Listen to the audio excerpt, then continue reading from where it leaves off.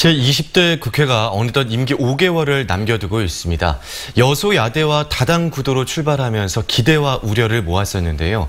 법안 처리율이 30%에 그치며 역대 최악이라는 평가를 받고 있습니다. 오늘은 올 한 해 정치권을 되돌아보고 내년 정치 지형도 짧게 전망해보겠습니다.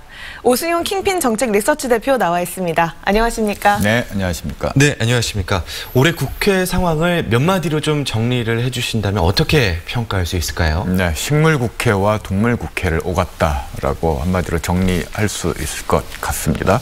우선 법안 처리율을 살펴볼 필요가 있을 것 같은데요. 지난 정기국회 기준으로 26.8%의 법안 처리율에 불과했다라는 겁니다.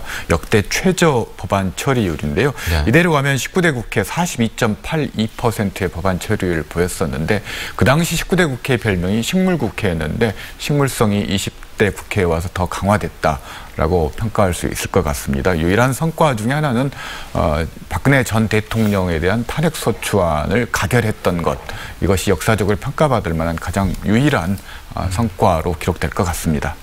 네, 올해 국회 상황과 여야 관계를 보면서 정치가 실종됐다 이런 이야기도 하는데요. 그 원인이 뭐라고 보십니까? 기본적으로 정치 양극화의 산물이라고 할 수 있을 것 같습니다. 정치 극단화가 심화되면서 지지층만 바라보고 하는 정치가 일상화되고 있다는 겁니다. 특히 박근혜 전 대통령 탄핵 이후 이러한 극단화된 정치가 심화되고 있는 부분들은 다소 우려스러운 부분이라고 할 수 있습니다.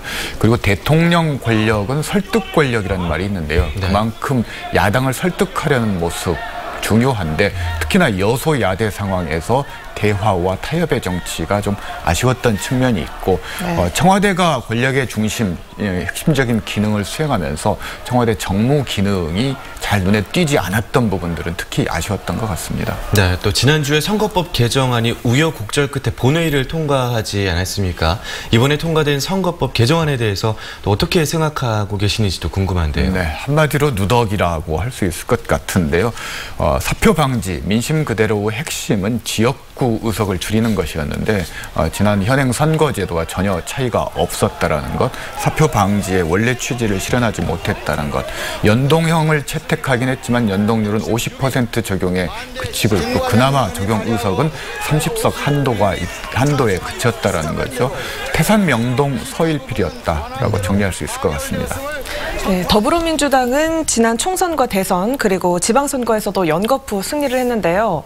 물론 호남 총선에서는 국민의당에 패배를 하긴 했지만 이번 총선에서는 어떨까요? 승리를 계속 이어갈까요? 아직 선거 구도가 형성되지 않았기 때문에 선거 결과를 예측하기는 어렵습니다. 그렇지만 일반적으로 대통령 임기 중반에 치러지는 총선은 정권 심판론 프레임이 작동하는 선거라고 할 수 있을 것 같은데요.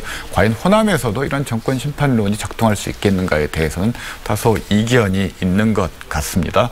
단적인 예를 들면 민주화 이후 8번의 총선이 치러졌는데요. 그중에 집권당이 승리했던 선거는 단 2번밖에 없다라는 겁니다. 그만큼 임기 중반에 치러진 선거가 집권당이 어려운 선거이고 내년 총선 역시나 문재인 대통령과 더불어민주당에게는 도전이 될 수 있는 측면들이 있다.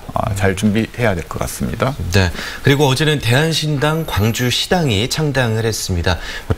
제3지대 통합을 이야기하고 있는데요.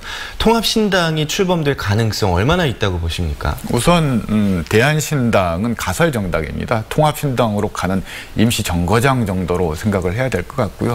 누차 말씀드렸듯이 3지대 통합신당의 출현은 시간 문제일 뿐 필연화돼 있다라고 할 수 있을 것 같습니다. 다만 그 파괴력은 호남당으로 출발하느냐 아니면 수도권 중심 정당으로 출발하느냐에 따라서 차별성이 있을 것 같습니다.